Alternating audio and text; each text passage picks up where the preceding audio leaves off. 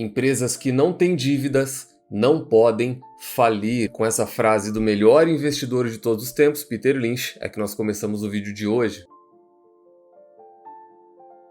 Hoje a gente vai falar da Klabin, com o código de negociação KLBN3, KLBN4 ou KLBN11 na Bolsa de Valores brasileira. Empresa essa que rendeu 2.667% no período, contra apenas 534% do Ibovespa, principal índice brasileiro.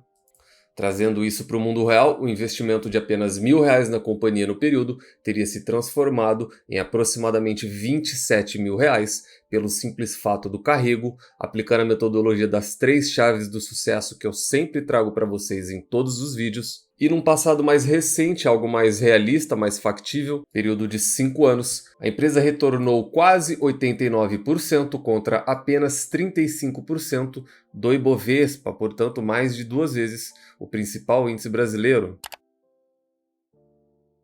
Sempre lembrando que logo abaixo de todos os vídeos eu deixo uma lista dos principais livros que vocês teriam que obrigatoriamente ler antes de ingressar no mercado de capitais, antes de estar investindo. E logo abaixo, livros de desenvolvimento pessoal que eu também acredito que possam melhorar a sua vida de alguma maneira. Bom, hoje a gente vai falar da Klabin e o vídeo é bem rápido, ele é bem sucinto, ele é composto por comentários de dívida, análise fundamentalista, principal parte do vídeo que é um alerta, e no final, com o gerenciamento de risco é nota, tem um alento. Portanto, temos um alerta para você, investidor e sócio, e no final, um alento. Então, fica até o final do vídeo. Tem um vídeo da Klabin em que eu falo do passado da empresa, de como ela é cíclica, ligada a commodities cíclicas.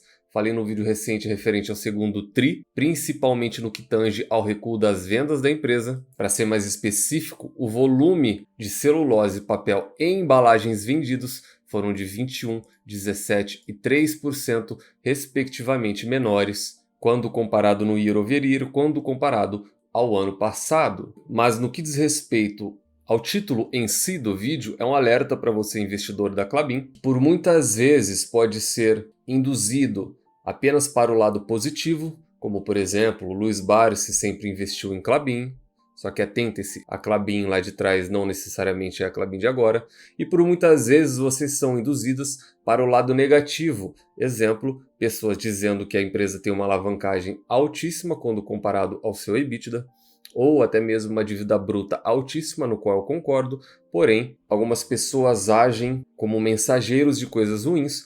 Eu sempre digo e repito em todos os meus vídeos, eu não tenho viés com empresa nenhuma, até porque eu tenho muitas empresas. No caso, tenho Klabin também, tenho Suzano, tenho Irani, já abri para vocês em vídeos anteriores, então eu não tenho viés para defender empresa A ou B. E ultimamente eu venho me deparando com muita gente trazendo mensagens negativas sobre a Klabin no que diz respeito à dívida.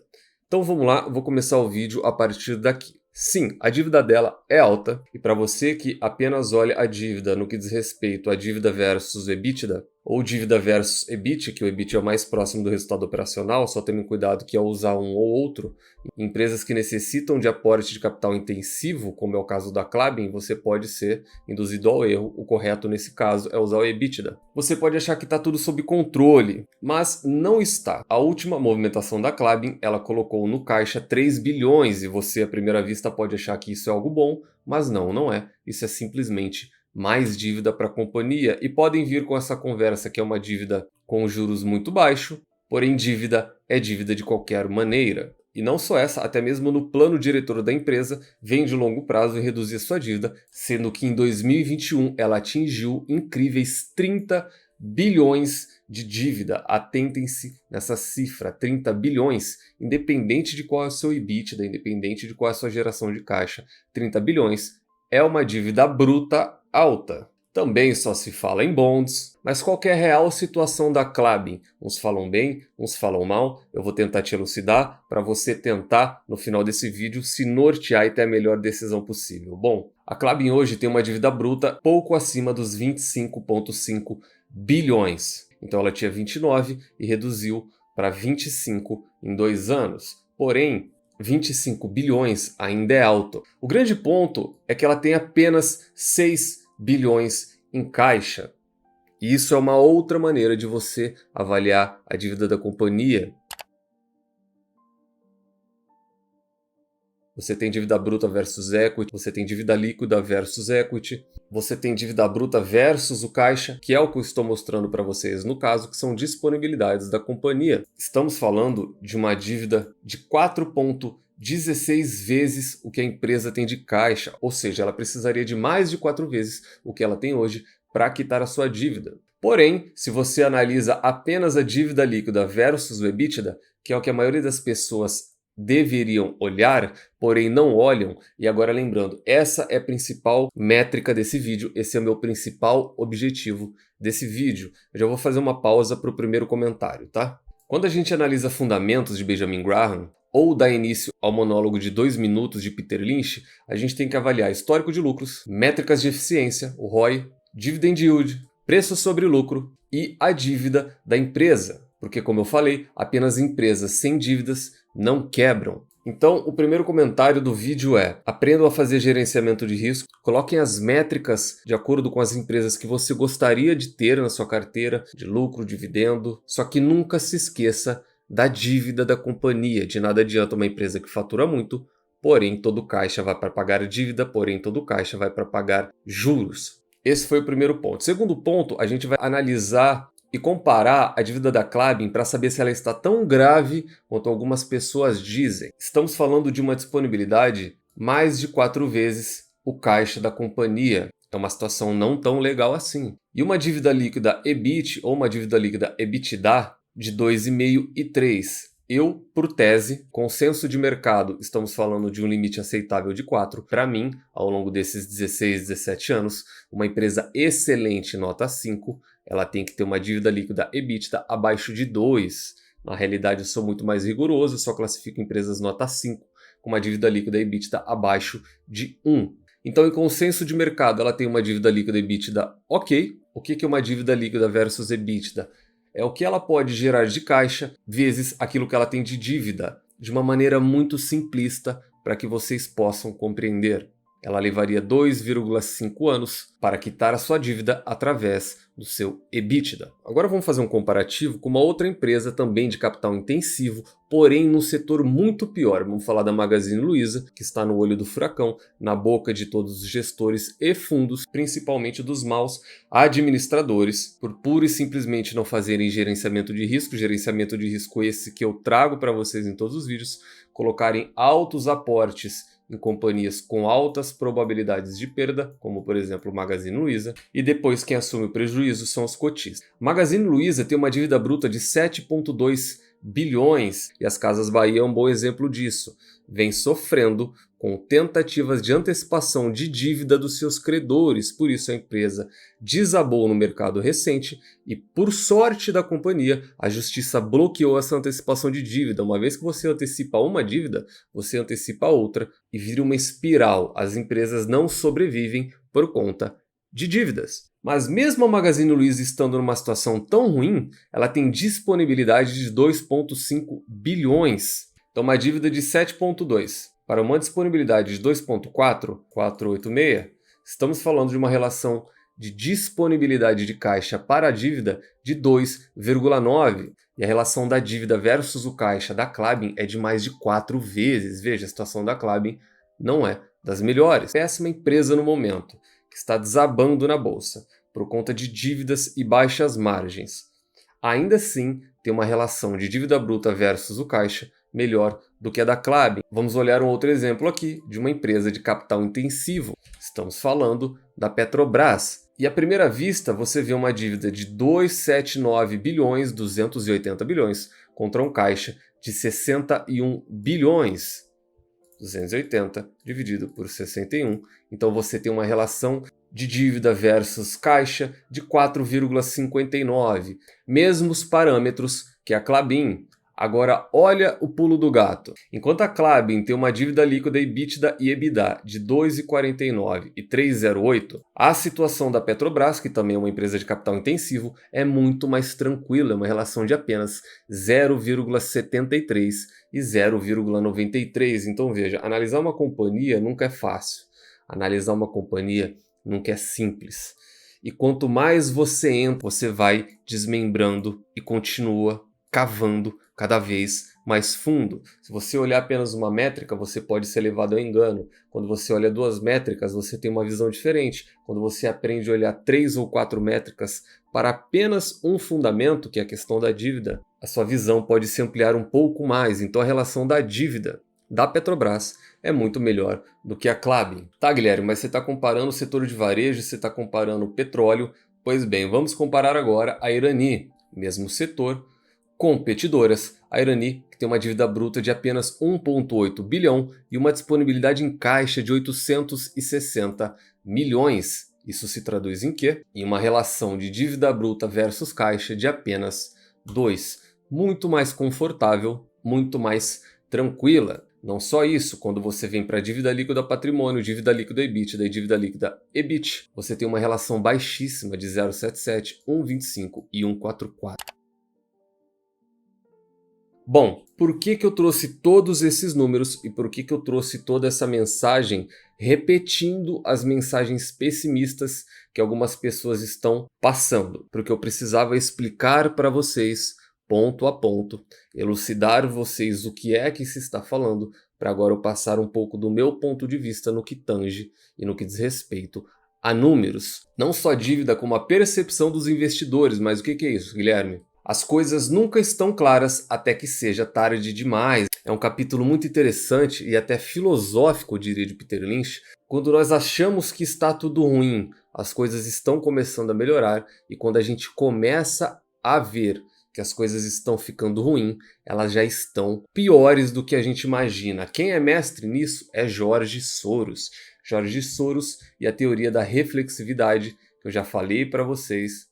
Eu vou escrever aqui com essa letra horrível, que é um link com isso que Peter Lynch diz, e tem um link com dívida, já vou explicar para vocês. George Soros, mestre que é, ele cita o comportamento de um indivíduo como ser individual e como ser coletivo, e o impacto que o ser coletivo tem nos mercados de capitais. Não vou me aprofundar, é muito filosófico, porém traduz a realidade de vida nossa. E atentem-se, esse vídeo é um vídeo de links, um leva a outro. Peter Lynch sempre diz que o que a gente vê hoje já é passado. Vocês sabem muito da minha tese de recessão, eu venho trazendo em vários vídeos. O vídeo mais visto nesse sentido é o vídeo do Bradesco, onde eu coloco a minha meta de ações e explico o que pode impactar, e trago isso também nos vídeos sobre a Vale. A Vale é muito mais impactada pelo macro. Porém, o que isso daqui tem a ver com Peter Lynch e George Soros? Desde o início de crises você tem o otimismo, você tem a subida, você tem a parte da euforia, e da euforia é queda. Você entra em desespero, pânico, capitulação, desencorajamento, até de novo esperança, alívio e otimismo, novamente como lá no começo. E aonde nós estamos, aquilo que eu venho trazendo para vocês há 3 meses, aqui. Eu não vou entrar no mérito da questão da recessão, tá? Porque eu precisaria de um vídeo de 20 minutos e eu fiz isso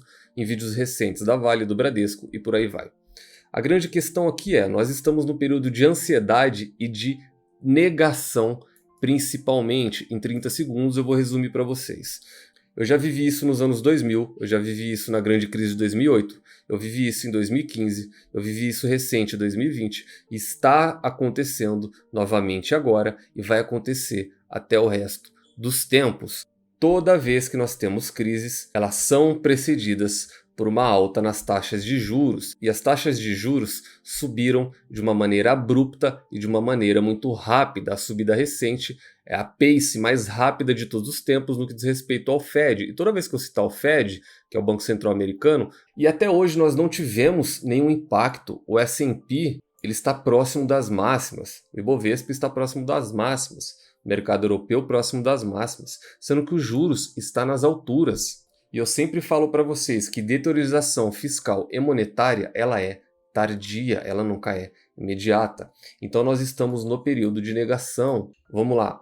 Debentures foram afetadas, bonds foram afetadas, treasuries foram afetadas. Respeito a imobiliários, mortgage rates foram afetados, estão nas máximas históricas desde os anos 2000. Mortgage rates são os juros para financiamento imobiliário americano, e isso está tudo junto. Qual é o único que não foi afetado e que está nas máximas? As bolsas de valores. Por quê? Por conta da negação. Qual é o próximo passo? Medo, desespero e correção. E Então esse é o principal motivo dessa volta toda que eu dei. E quando você tem correção, quando você tem medo e quando você tem desesperos, um exemplo só a modo de comparação, eu vou botar o Itaú, tá? Quais empresas sofrem mais? São empresas endividadas. Quais empresas vão à falência? São empresas endividadas. A título de comparação, eu já citei o Itaú, porque eu já estava pensando aqui na frente. Se houver uma crise, o Itaú vai cair 20% numa situação hipotética. Empresas endividadas, elas vão cair o dobro, elas vão cair 40%. E as empresas mais endividadas ainda irão à falência.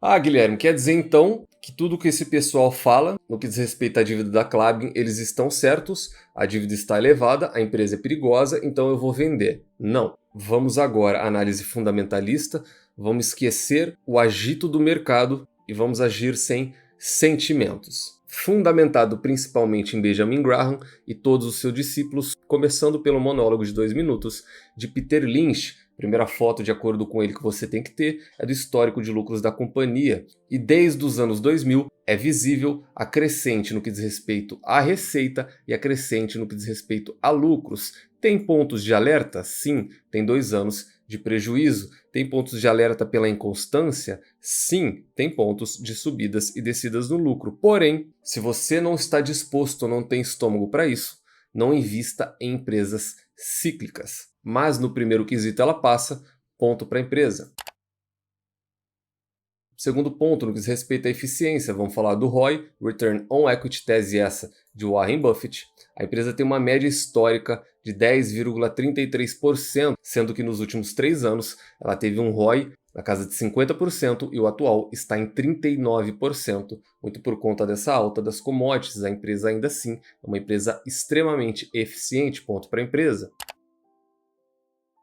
Dividend Yield, tese essa defendida por Ben Graham e Luiz Barsi Filho, média histórica em 3,8% e o yield atual nela na casa de 6%.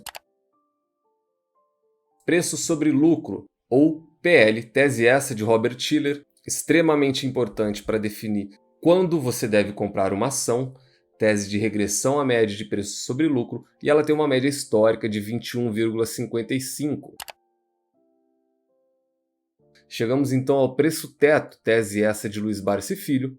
Tese essa de Luiz Barsi Filho. Uma das maneiras mais simplistas, estou pegando aqui o ano de 2022, o último ano fiscal fechado, divide por 6%, que é o mínimo aceitável pelo Barsi em forma de remuneração, a um preço teto de 5. Temos então uma pequena margem no que diz respeito ao preço teto.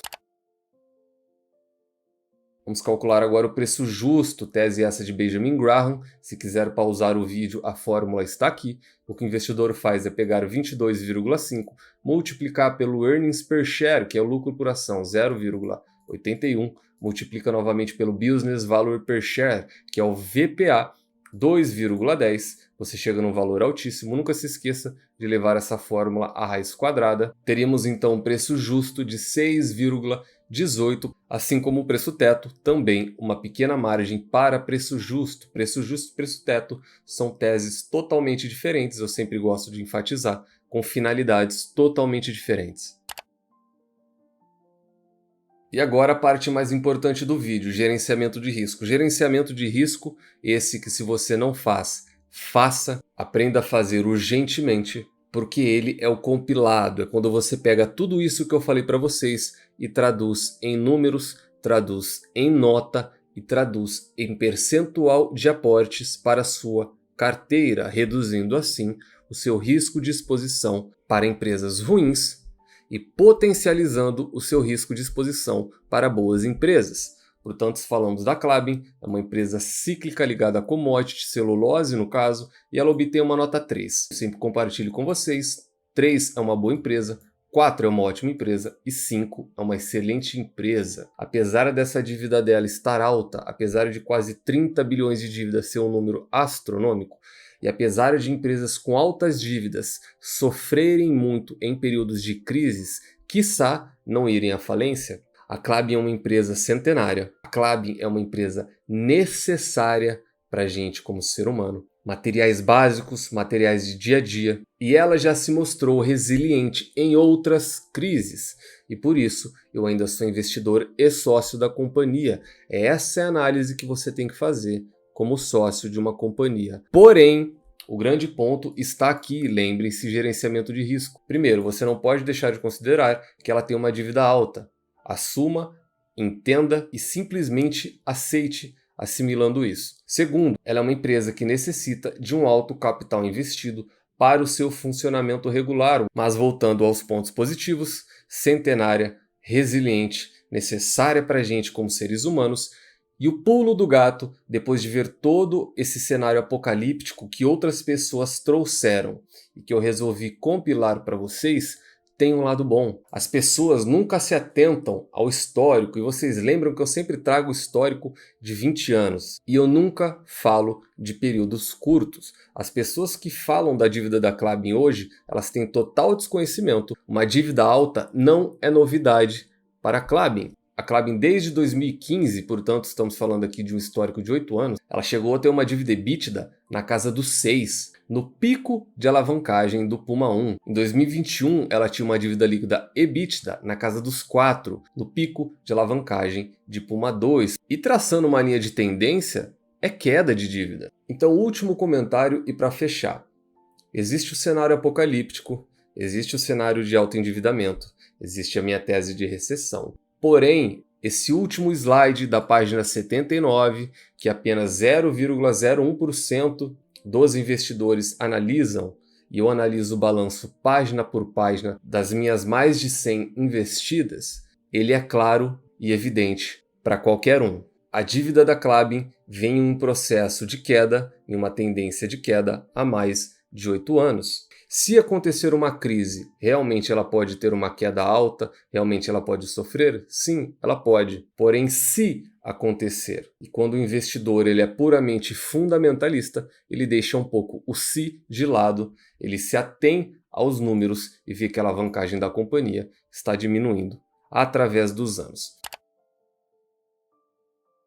Me estendi mais do que eu deveria, principalmente ao investidor pequeno, individual e pobre, para ele não se sentir tão perdido nesse mundo de números, nesse mundo de investimentos. Façam como o grande Warren Buffett sempre disse, na dúvida, não façam nada. É isso que eu estou fazendo com minhas ações ligadas à celulose, não estou vendendo e não estou aportando, e segue. E qual é a única maneira de você fugir desse frenesi todo de notícias, de mercado, de dívida, de crise? É através do longo prazo. Sigam firmes e fortes na metodologia do Buy and Hold, apliquem a metodologia das 3 chaves que eu sempre trago para vocês, que consistem em encontrar excelentes empresas a preços atrativos, com uma excelente gestão e nunca mais as vendam. Tranque elas a 7 chaves. Espero realmente ter ajudado vocês, pelo menos nesse ponto que diz respeito à dívida da Klabin, à dívida de outras companhias, a como essas empresas endividadas se comportam